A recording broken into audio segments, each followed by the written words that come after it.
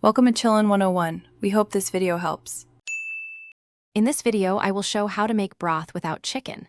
Start by gathering vegetable peels, onion skins, mushroom stems, herbs, salt, and cold water. Avoid over-chopping. Roast for depth or simmer gently for clarity, skimming foam as needed. Strain through a fine sieve or cheesecloth, cool quickly, and store in jars or freeze in portions for easy use in any recipe.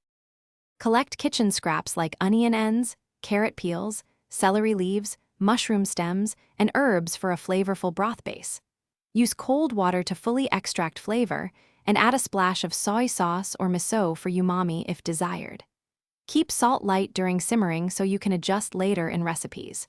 Roast some vegetables first for a richer color and nuttier taste before simmering. If you're finding this helpful, please subscribe and like to keep more simple guides coming. Quick recommendation.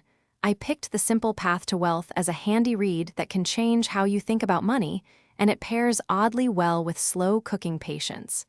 Check the description for the link and other deals if you want to grab it. Thanks for supporting the channel. Now let's get back to the video. Begin with a cold pot and bring to a gentle simmer.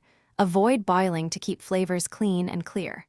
Simmer for 1 to 2 hours depending on ingredients, skimming any foam that rises to the top. For a richer result, roast vegetables at high heat before adding water. Finish by straining, chilling quickly, and storing in the fridge or freezer in measured portions for convenient future use. Thanks for watching. Consider subscribing if we helped you.